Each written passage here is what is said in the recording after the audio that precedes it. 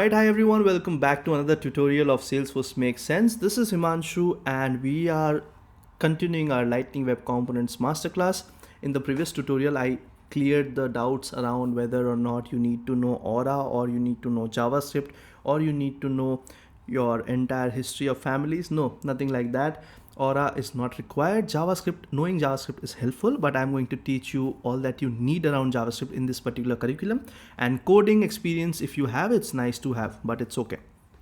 All right, jumping into the next thing, prerequisites, all that you need before getting started. And this is just a list I've put, but nothing fancy. Just the first two are important. The second two are just, generic messages.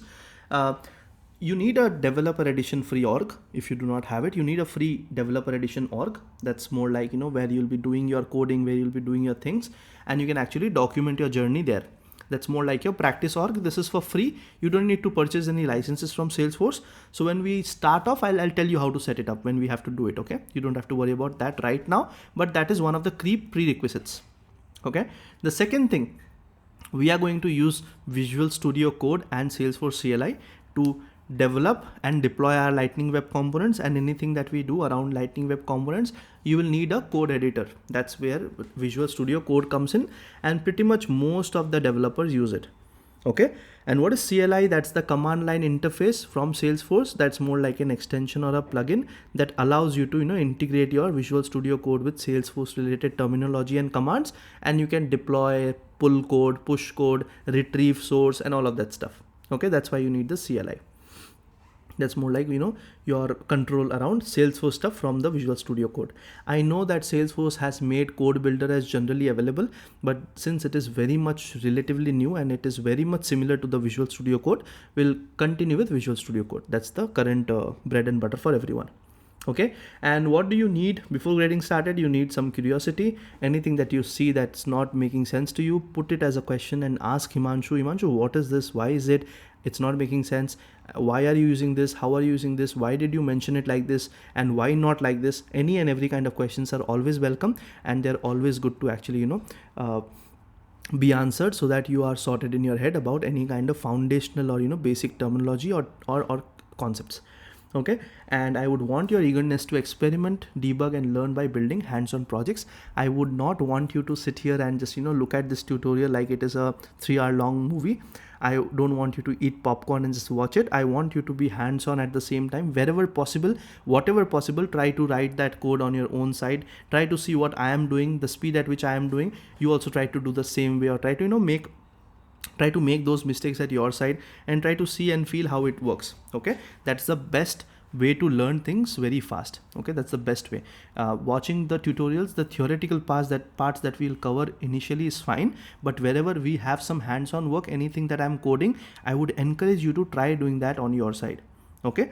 It's okay if you want to just understand a concept. It's very important if you want to watch the video again and kind of, sit through it together. So Himanshu doing something might work out differently, and you doing the same thing might work differently, right? So when you actually use the keyboard and mouse and your machine, that's when you will make more mistakes, and it might seem very much easy on the screen when I am doing it. It might not be the same for you, and that's where you will make mistakes, and that's how you will learn. That's right. That's my life lesson. I'm kidding. So that's the key prerequisites that you need. And if you think, or if you have any doubts or any questions on any other prerequisite or anything that you need to know, that Himanshu, do I need to have this or that, put that question as the comment and I'll let you know whether or not that's needed. But that's pretty much it. You need a practice org and you need Visual Studio Code. Remaining everything we'll try to cover in the curriculum. We will set everything up as and when we progress. Okay. That's all I have.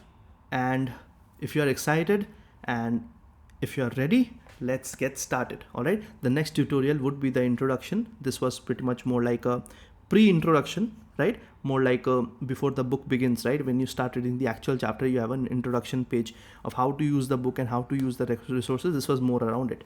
Okay. So show me a thumbs up and put a thumbs up and let me know how excited you are, and let's get started.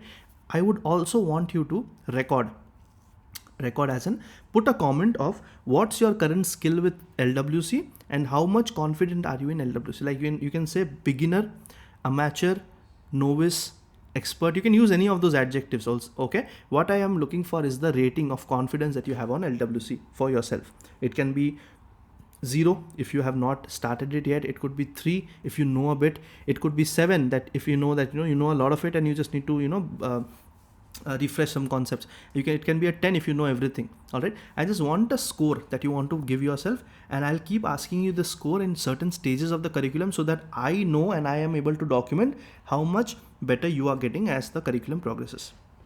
All right, so just give that to me in the comments. And yeah, that's about it. In the next tutorial, we'll start with the introduction to LWC. Great.